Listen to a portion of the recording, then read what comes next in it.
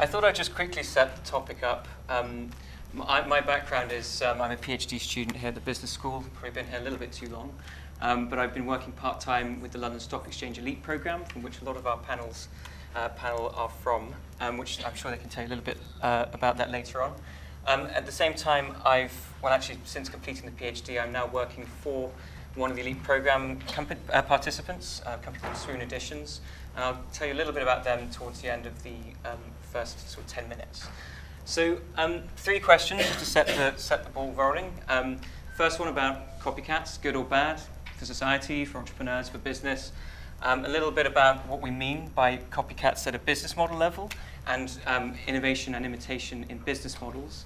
To clarify a little bit what we mean by copycats. And then finally, something just to set the tone for what's coming after as to are they good strategies? Like, should we all be innovative, or should we look for a balance of imitation and innovation? So, quick show of hands. Who thinks copycats are good?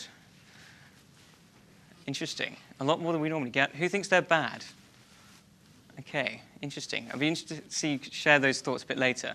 But we very rarely get so many hands showing for good. So, imitation. Just first explore this concept. There's two definitions that are most commonly used. One is that action of using someone or something as a model. So something as a way of a starting point on which you can build. The second one is slightly more negative. Perhaps if I'd have defined it as the second point, would have had a few more hands, I'm not sure.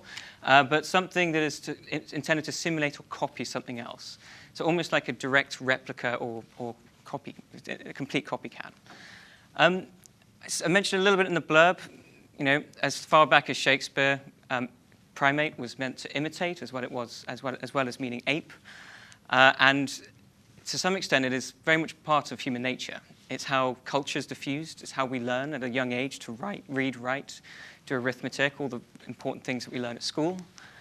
And this guy also said that it was apparently quite important to being what it meant to be human. But in a business, especially in an industry such as the creative industries, some businesses survive and thrive from the ability to copy, to take commercially inspired ideas that are dreamt up by Karl Lagerfeld on London Fashion Show, Paris Fashion Show. You wonder why it's so popular. You get some of the largest retailers in the world who take those front row seats to look at which ones are going to be the most commercially inspired and pick them. And again, alluded to slightly in the blurb, the founder of Polo Alpha Ren, when asked about what was his key to success, he said it was to copy. 40 years of copying is where he has managed to get into his position of market dominance, taking commercially inspired designs and selling it to the masses, or to a select group of the masses.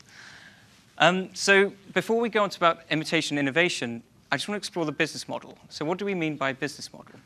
There's a lot of research in academic fields, and there's a lot of surveys that have been carried out amongst practitioners, and most of them define them as three core components: resources that are mobilized in order to get something from A to B, from suppliers to distributors to customers, a value proposition, both for your customers and for your investors, and finally a transactive structure, so revenue in and a cost structure that enables you to break even and to make a profit and be successful. Similar representations, the business model canvas, just to sort of prove to you how I can truncate it to just 3 things. You can pretty much divide those at a conceptual level into those three components. So when we look at a business model, what does it mean to imitate it? It doesn't mean what a lot of people think about when we talk about imitation, which are just rip-offs. This lovely Louis Vuitton bag here, it's not a very convincing replica, but and we're not talking about Apple stores in random cities in China that are direct replicas, complete, we traditionally associate with copycats. This is a very specific definition tied up with the business model concept. So a business model that delivers the same value proposition with the same resource and transactive structure to reproduce the same competitive advantage. So it's a very specific definition, but I'll try to use some examples to clarify what I mean by that. So unfortunately, we didn't manage to get Rocket Internet here today. We have 2 at least, one from my own cohort from the Masters here who actually has gone on and set up a company called QuickUp. Another one, as I think Jonas mentioned, a chap who's co-founded Rocket Internet Asia. We contacted them all, and they weren't interested. They just, well, one of them was actually not available, but I think they didn't want to be associated with this idea of a copycat. And I can understand, when you think about how they're perceived in relation to replicas. But if you haven't heard of Rocket Internet, it essentially does exactly that. It takes proven business models, ones that have generated revenue and proved that value proposition, and reproduces them in other geographical markets, and has almost done it to an art form. It's quite impressive. However, it's not just Rocket Internet. There are actually large companies that have been considered to be very innovative that have led copycat strategies and been very successful.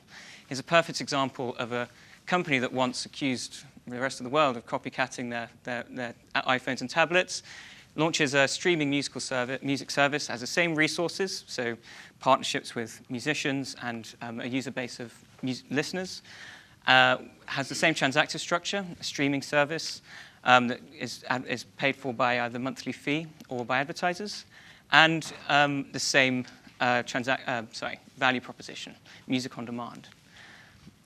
Innovation. So just to give you the other side of the coin, Peter Thiel wrote quite an important book called 0 to 1, and he had a rather disparaging view. He was asking very different questions to Rocket Internet. So Rocket Internet would ask, how's that company performed there? And how could we apply the same model somewhere else? He's thinking, what great company has nobody started yet? What great idea has no one funded because it's too risky or it's just too novel?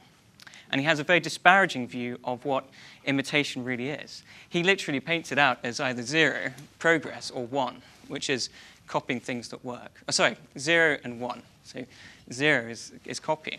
He has a very disparaging view of copycats. There's a little summary there of what the key messages are in the book, but what he's really saying is that everyone should be going for the 1, and 0 is just fast follower strategies and should be avoided. Quick caveat to what business model innovation is not. It's not product innovation, not operational innovation. It's a very quick definition. Novelty in the design of the resource structure, the financial model of the business to create new sources of competitive advantage. Now, I just wanted to end with an example of, one that is fairly innovative, more on the last point in terms of its transactive structure, and is also on the Elite program. These guys were in an industry which had saturated in most of the Western world, had become very saturated, and with very high barriers to entry. So they resorted to crowdfunding in order to grow their business and finance the capital costs required to set up a microbrewery or craft brewery. And just two examples to leave you on. Who can really quickly describe the Zara business model? And if not, no worries. But it's kind of what I started off at the beginning. Essentially, taking the most commercially inspired products off the catwalk and putting them onto the shelves, which would normally take 6 to 8 months. They could do it in 6 to 8 days. What would happen if you applied that business model to the furniture industry? So again, furniture retailing is quite mundane. You go into a big bricks and mortar retail store somewhere in Tottenham Court Road, and it's fairly tedious. So SWOON Editions does exactly that. It takes the Zara model and applies it to furniture. Go to all the design shows and picks out the most commercially inspired ones, tests them on a website within 6 to 8 days, and then starts selling them on a sort of e-commerce basis. One to leave you with, Love Film. Do you remember these guys? I don't know if anyone ever used them. Hands up if you ever did. Right. So yeah, quite a successful business. A lot of them have actually, a lot of e-commerce businesses have benefited from their model. Not least Graze.com. I don't think if Anthony was here now, he wouldn't appreciate being called a copycat, but there is an element here of innovation and imitation. So Graham Bosher, who founded Love Film, used the same logistics base, the same logistics model in order to deliver snacks rather than DVDs. So just something to kind of get the thoughts going, and I'll now pass on to the innovators in the room. But thank you for listening. Thanks.